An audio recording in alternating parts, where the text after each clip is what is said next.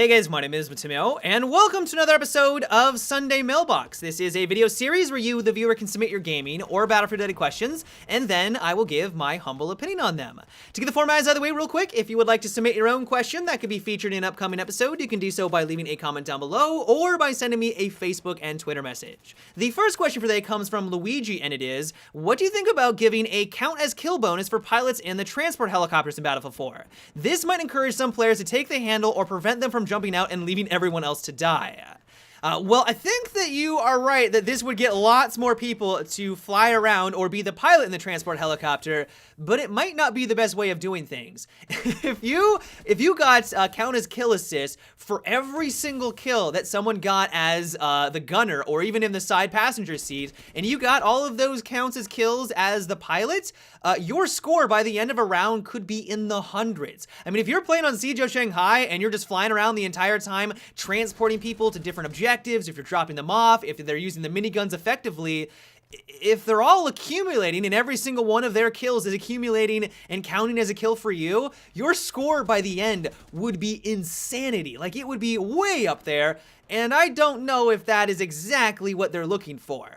That said, though, I do like where your head is at because I think that more should be done to incentivize being a part of these team-based actions. If someone's able to fly me around the entire round in a transport helicopter, people that are constantly spawning on in, and he's dropping them off and they're all playing the objective, that guy is having a monumental effect on the battlefield, and at the same time, he's not really getting that much of a reward for doing that. And so in my opinion, this would fit perfectly with the teamwork initiative.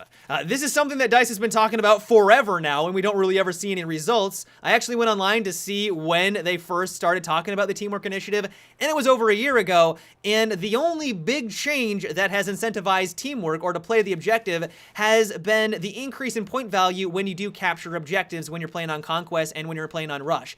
That's really about it. Where are the incentives to fly around as a pilot in the transport helicopter?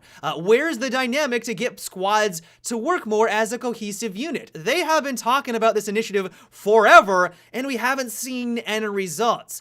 I would love if they updated the scoreboard. This has been a suggestion in the community forever now to give us more visual feedback of who's doing certain actions on the battlefield, who's laying ammo, who's giving down health, who is the best of the best at doing these team-based actions, but we haven't seen anything come from it.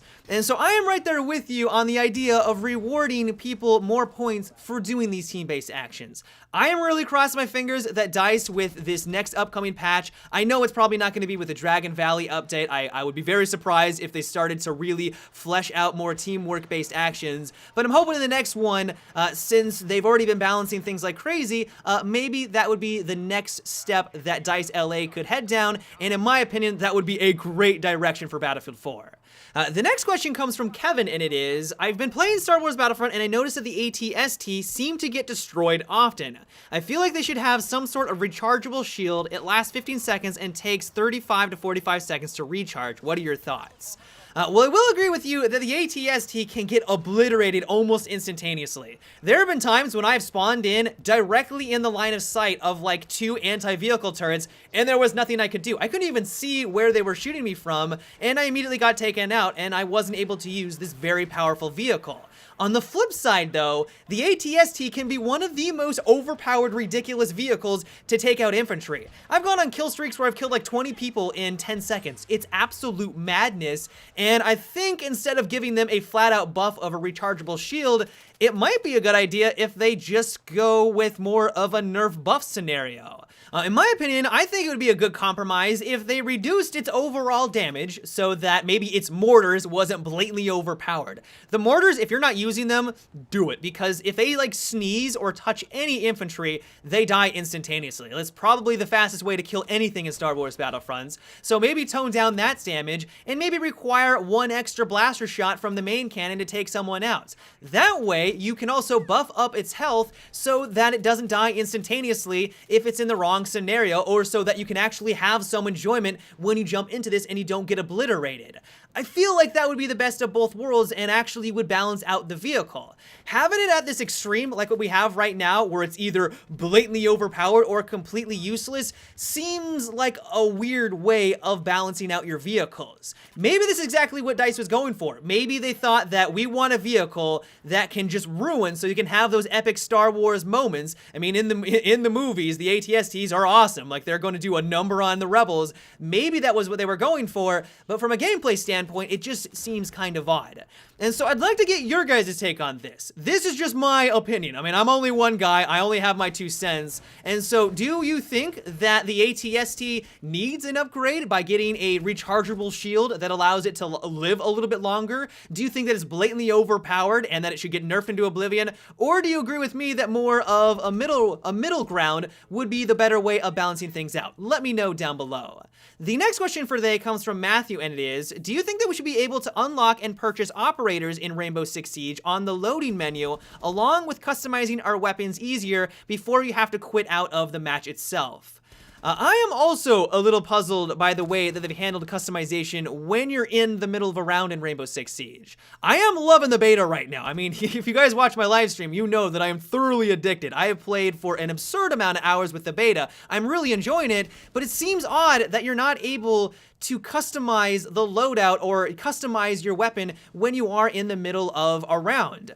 There are times where I would love to change out my scope. I mean, there are moments when I switch on over to a larger map, and it would be nice to have a higher optic. It doesn't happen all the time, but it would be nice just to be able to be like, okay, let's switch this out really quickly. I want to play as this operator, but with this scope, and adjust on the fly depending on what map that you're playing on.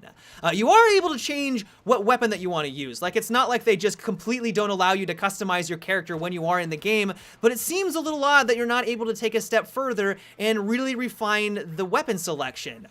The only thing that I could think about either is that it's lazy, that might be one of the reasons, but it could be that they just want to get you back into the action quicker. I mean, this is one of the biggest complaints that people had with the last beta, was that there was a lot of downtime in between rounds. They may just simply want you to ready up really quickly so that you get back into the action. If everyone has a crazy amount of customization that they can fiddle with in between, then that might just extend that downtime, and that might be something that they're trying to lessen.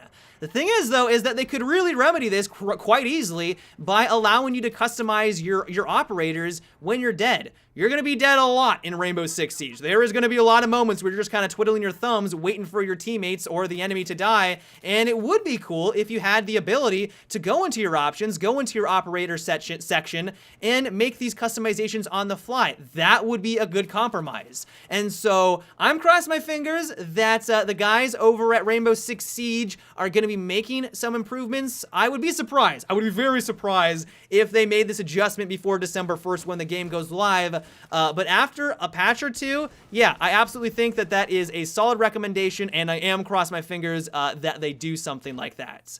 But yeah, guys, that is about it for today's Sunday Mailbox. I hope you enjoyed. As always, if you would like to submit your own question that could be featured in an upcoming episode, you can do so by leaving a comment down below or by sending me a Facebook and Twitter message. But until tomorrow, guys, have a good one and take it easy.